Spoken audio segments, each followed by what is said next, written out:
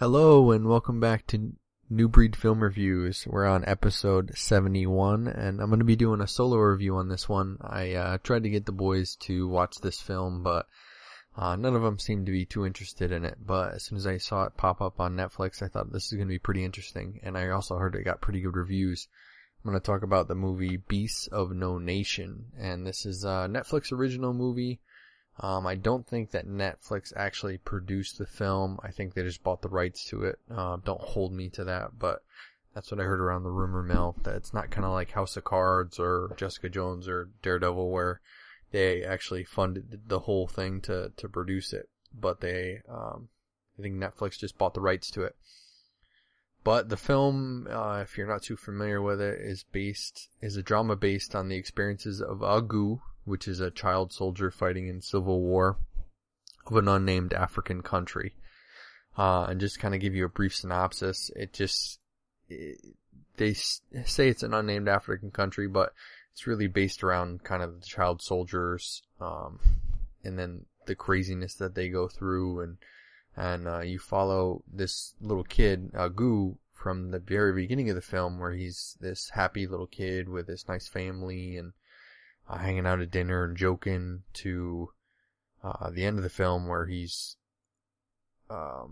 not to ruin the end of the film, but towards the end of the film, he gets wrapped up into this whole nasty war, and he's changed. He's hardened, and he loses that childish spirit that's inside of him.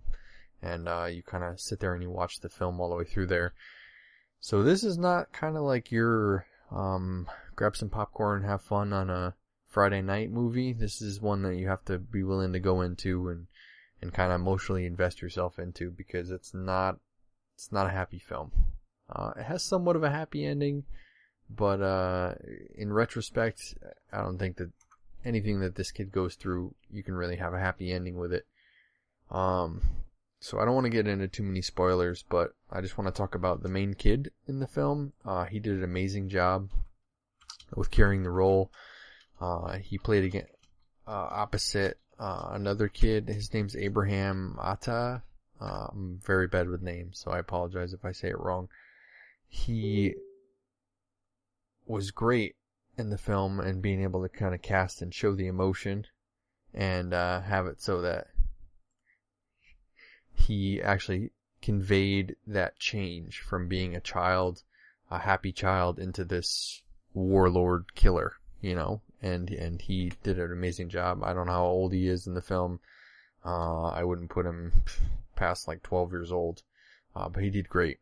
And the main guy in the film is Idris Elba, and he's played a couple great roles, and he plays the main warlord character in this film, and he is the driving force behind their crew, or their mini army. And he's a commander in chief, and he has his own little militia, and he comes across Agu after his family was brutally murdered, and he kind of takes him underneath his wing. And he says at one point in the film that he has Agu and this little other kid named Stryker that doesn't talk as his eyes and ears. He uses these kids as kind of like his left hand and his right hand, so that he doesn't have to pay too much attention. He just sticks a gun in these kids' hands and says, shoot anything that comes near me. So it makes it pretty crazy. It's almost like, kind of like, to relate it to us, kind of like gangs, when younger kids don't have anywhere to go, just like Agu has lost his whole family, he's got nowhere to go, he just stays with this army and he goes along with the flow. Same thing with young gang members, they don't have anything to do and anywhere to go, so they kind of just get roped into this lifestyle.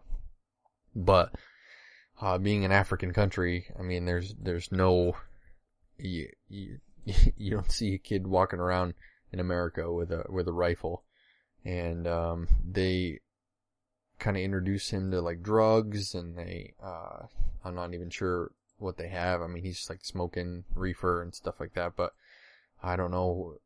There's like one scene where they like cut his forehead and they like put something over his eyebrow, and he starts to like trip and like hallucinate, and it's pretty, that's a pretty cool scene because he's like running through war and they're like attacking a camp and stuff like that, and he's high on whatever drug that they gave him, but everything's like crazy purple colored and stuff like that. Cinematically, it was a really cool scene, but in context, you think about it, is they drug up these young boys and then they send them into war, and he's running through shooting people like not even thinking twice about it.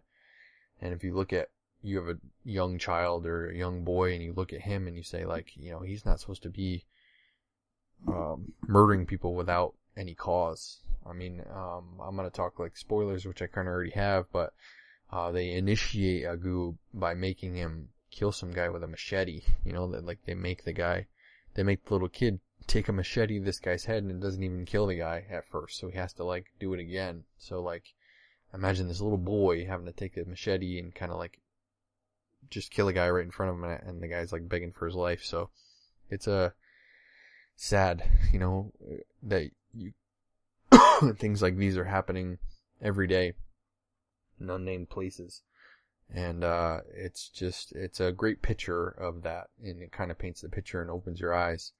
So this film, I saw that this film, I kind of read about it a little bit, that it's about $6 million film, so they did an amazing job, and you can see that a lot of money goes pretty far as the quality of it. I mean, there wasn't any spared, no expense. Everything was beautifully shot. The scenery and everything like that, I'm sure they used real places. But as far as the set would be dressed up, they kept all the soldiers accurate, and they played the role. Then, what else did I want to touch on? Like I said, it's a great film. I would give it like a B+ if I was going to give it a score. And, like I said, it's not like Requiem for a Dream is an awesome movie, but Requiem for a Dream is not like your everyday film. You know, it's not one that you'd watch on the weekends. It's also not one that you'd be kind of like, oh yeah, let me just feel like putting Requiem for a Dream on and watching it. It's kind of like that, you know. I probably won't watch this movie again because it's depressing to see a kid change and lose his freedom and loses his innocence. And you slowly watch that. I mean, there's one scene where they're like stampeding some house, and like somebody's, one of the soldiers is raping a woman, and he just walks in like a cold-blooded killer and just shoots the woman in the head that he's raping. And like, it's just a 12-year-old boy or 10-year-old boy or whatever age he is, just cold-hearted like that. You know, it's just, it's sad. But overall, the film is great to have an eye-opening experience and really show you that. Like I said, cinematically beautiful. It's just a nice movie to watch, you know, for your eyes. You know, they shot it very nice. And all the characters are great. And like I already touched on Idris Elba again, I'll just say that he played a very powerful character, and he was able to take all those people and make them blindly follow whatever he wanted them to do. And he was very manipulative, and it shows that. And he had people just blindly following him and would go with whatever he wanted to say and whatever he wanted to do. He was a great speaker.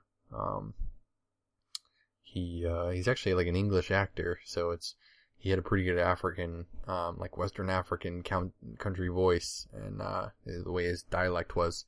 So that was pretty cool.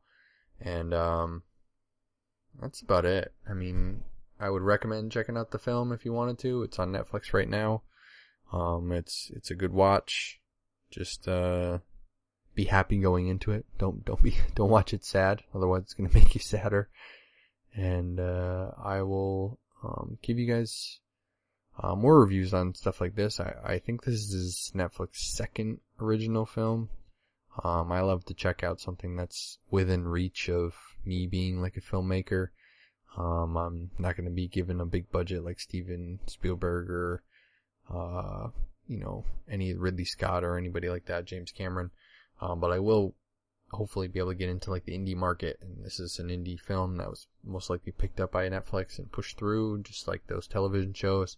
So it's kind of cool to see, the possibility of kind of a no-name director being able to kind of show this to the world. I'm sure that tons and tons and millions and millions and millions of people saw this and they wanted to get on, or wanted to check it out because it was on that front page of Netflix. It was a Netflix original movie. So it's very heartening to me to see an indie film with this much quality and then this much emotion, and show this much. It makes you think. It's one of those movies that you walk away from, and in the back of your mind later on you start thinking, like, I can't believe that these little boys are having to go through this in another country. So that's I guess a powerful film is one that makes you really take it and think about it and roll it around in your head, and then that's a thought piece film. That's one that actually gets to you. So thanks for listening, guys. Subscribe and check us out. We are coming up on Star Wars. That's going to be next week, and I believe all us boys all have tickets, and we're going to be checking that out, and we'll give you a full review on that coming next week, because I think Friday through Sunday is when we're going to try to get in there. So hopefully we will get it up by Monday, Tuesday, Wednesday, and we'll give you a full review. And I hope you guys are going out to go check it out too, because this is monumental. It's a big thing. It's one of those times where you remember going to the movies. I remember going to see this new Star Wars film. So we'll catch you on the next one, guys.